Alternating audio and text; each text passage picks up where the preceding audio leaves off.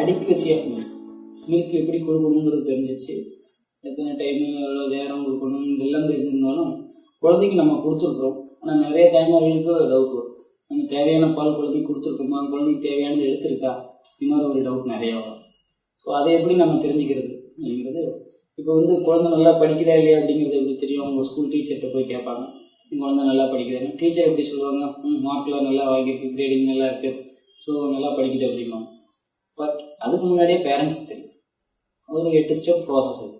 குழந்தைய கரெக்டான ஸ்கூலில் கொண்டு போய் சேர்த்துருக்கோம், டெய்லி கொண்டு போய் ஸ்கூலில் விட்டு வந்திருக்கோம். ஸ்கூல் விட்டு வந்ததுக்கப்புறம் வீட்டில் குழந்தைகிட்ட கேட்குற என்ன சொல்லி தந்தாங்கன்னு, குழந்தை சொல்லி தந்ததெல்லாம் சொல்லுது, நல்லா நடத்திருக்காங்கன்னு அர்த்தம். ஸோ எக்ஸாம் வந்துருச்சு. எக்ஸாமுக்கு நீங்கள் குறை வச்சு குழந்தைக்கு சொல்லி தரீங்க, எக்ஸாமில் கொண்டு விட்டுட்டு வரீங்க. எக்ஸாம் எழுதி முடிச்சு வீட்டுக்கு வந்ததுக்கப்புறம் குழந்தைகிட்ட எதுக்கு எந்தெந்த கொஸ்டினுக்கு என்னென்ன ஆன்சர் எழுதுவீங்கன்னு கேட்டிருக்கீங்க.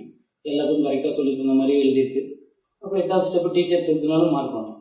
இது 8 ஸ்டெப் ப்ராசஸ். டீச்சர் அந்த மார்க் பார்த்து சொல்கிறாங்க.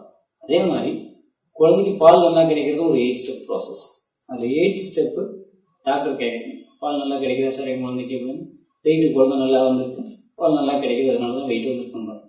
பட் அதுக்கு முன்னாடியே 7 ஸ்டெப் இருக்குது. அதை வச்சு நீங்கள் கண்டுபிடிச்சாங்க என்னென்ன ஸ்டெப் அப்படின்னா, குழந்தைக்கு பால் கொடுக்கறதுக்கு முன்னாடி பிறந்தப்பே தெரியாது, பிறந்த ஒரு வாரம் டைமில் தெரிய ஆரம்பித்தோம். குழந்தைக்கு பால் கொடுக்கறதுக்கு முன்னாடி நமக்கு ஒரு ஃபுல்னஸ் இருக்குது ப்ரெஸ்ட்டில் அப்படின்னா பால் நல்லா இருக்குதுன்னு அர்த்தம். குழந்தைக்கு கொடுக்க கொடுக்க அல்லது குழந்தை அழுகிறது கேட்கலையே நமக்கு இன்னொரு சைடில் பால் சொட்டுது அப்படின்னா பால் ரொம்ப நல்லா இருக்குன்னு அர்த்தம். ஒரு டைம் ஒரு சைடாக கொடுக்குறோம், அரை மணி நேரம் கொடுக்குறோம் அப்படின்னா தேவையான முன்பால் பின்பால் 2 குழந்தைக்கு கிடைச்சிருக்குன்னு அர்த்தம். குடிச்சு முடிச்சதுக்கப்புறம் குடிச்ச சைடில் நமக்கு எம்டியான ஃபீலிங் கிடைக்குது அப்படின்னா குழந்தை குடிச்சிருக்குன்னு அர்த்தம்.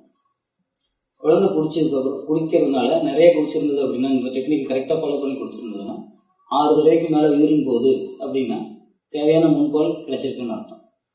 ஃபீட் பண்ணிவிட்டு 2 to 3 hours டிஸ்டர்ப் பண்ணாமல் நம்ம தூங்குறாங்க அப்படின்னா தேவையான பின்பால் கிடைச்சிருக்குன்னு அர்த்தம். ஏன்னா பின்பால் கிடைச்சா தான் பசி அடங்கும், குழந்தை டிஸ்டர்ப் பண்ணாமல் அமைதியாக தூங்கும். ஸோ 7வது step motion, 2 to 3 times motion போகுது அப்படின்னா 8வது ஸ்டெப் வெயிட் வந்துடும். குடிக்கிறதுக்கு முன்னாடி ஃபுல்னஸ் தெரியுது, குடிக்க இன்னொரு சைடு சொட்டுறது, ஒரு டைம் ஒரு சைடு 1/2 hour மேலே குடிக்கிறது, குடிச்சு முடிச்ச சைடு எம்டியான ஃபீலிங் கிடைக்கிறது, யூரின் 6 தடவைக்கு மேலே போகிறது, முன்பால் நல்லா கிடைச்சிருக்கான அறிகுறி கிடைக்கும், 2 to 3 hours டிஸ்டர்ப் பண்ணாமல் தூங்குறது, 2 to 3 times மோஷன் போகிறது. இது 7 ஸ்டெப்பு. 8 ஸ்டெப்பு வந்ததுன்னா ஷூராக வெயிட் வந்துடும். ஸோ இது மில்க் நல்லா கிடைக்கிறதுக்கான அறிகுறிகள்.